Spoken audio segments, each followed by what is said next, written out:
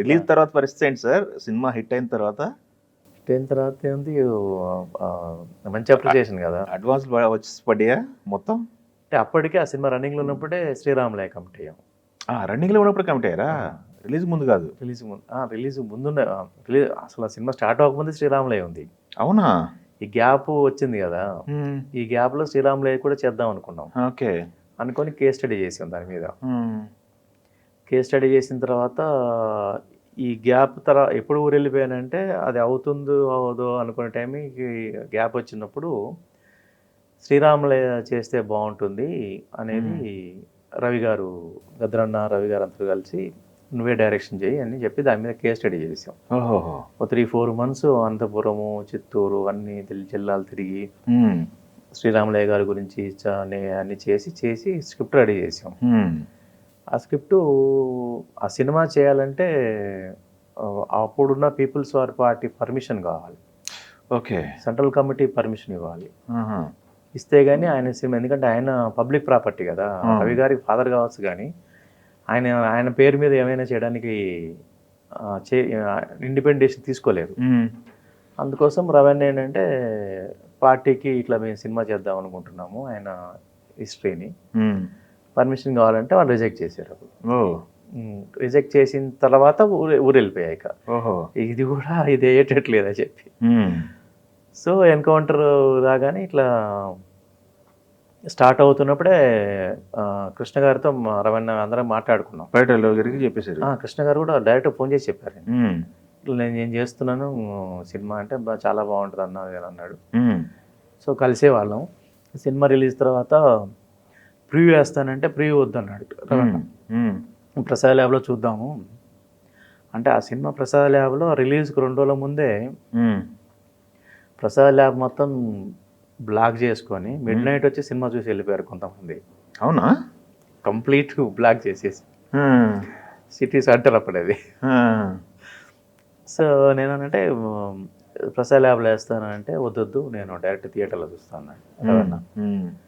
సంధ్య థియేటర్కి వెళ్ళాము.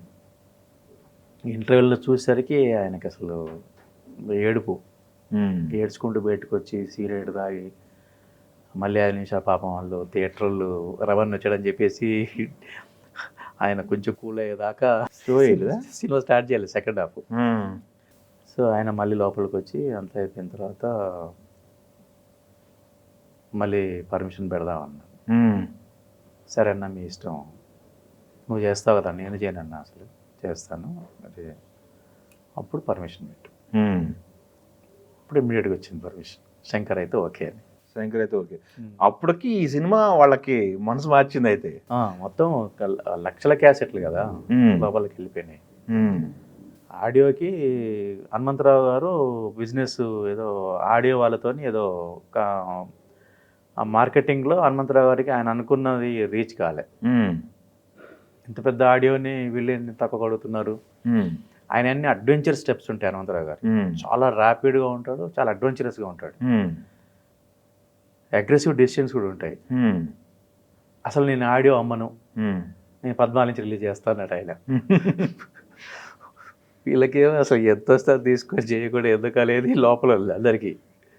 నాకు కూడా ఎందుకు సార్ చేద్దామా, లేదు నీకు తెలియదు అసలు, మీకెవరికి మార్కెట్ తెలియదయ్యా, మీకెవరికి మార్కెట్ తెలియదు, నేను చూపిస్తా ఈ ఆడియో ఏంటో, ఈ మార్కెట్ వాళ్ళకి ఆడియో కంపెనీ వాళ్ళకి ఈ సినిమా మార్కెట్ ఏంటో నేను చూపిస్తా అని 14 నుంచి రిలీజ్ చేశారు ఆడియో క్యాసెట్స్. వావ్. సో ఎన్ని లక్షల ముడిపోయాయో తెలియదు. దాంట్లో మళ్ళీ పైరసీ అయ్యింది, దాని పైరసీ చేసాం. అట్లా చాలా లక్షల కొద్ది వెళ్ళిపోయాయి. వరంగల్ సునీల్ థియేటర్లో గన్స్ ఫైర్ చేసుకుంటూ వెళ్ళేవాళ్ళు. అవునా? ఇంటర్వెల్ అవగానే అమరాయ స్వర్ణక్క, అమరాయ అమరల కంటే గన్స్ ఫైర్ చేసుకుంటూ వెళ్ళిపోయారు. తెలంగాణలో రాయలసీమలో చాలా థియేటర్లో జరిగింది, చాలా థియేటర్స్. శ్రీరాములయ్య లొకేషన్స్కి ఉరవకొండ దగ్గర రాకెట్ల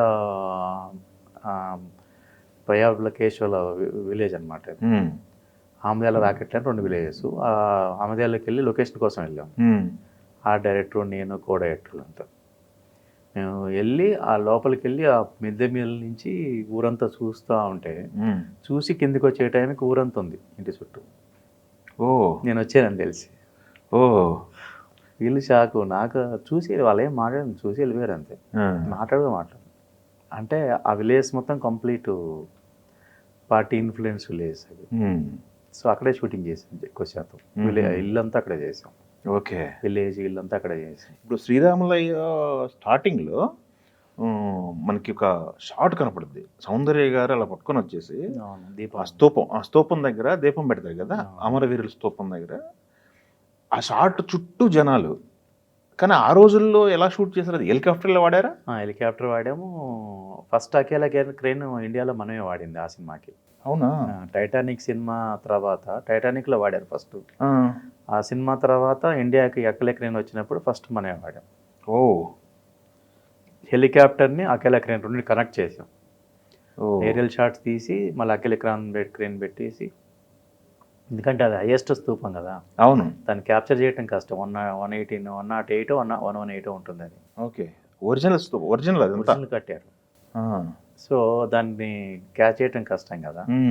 హెలికాప్టర్ వాడుతూ అకేలా క్రేన్ వాడుతూ చేసాం. అది ఇక 1,00,000 మంది జనం అంటే మామూలు విషయం కాదు. ఒరిజినల్ 1,00,000 మంది జనం. 1,00,000 మంది.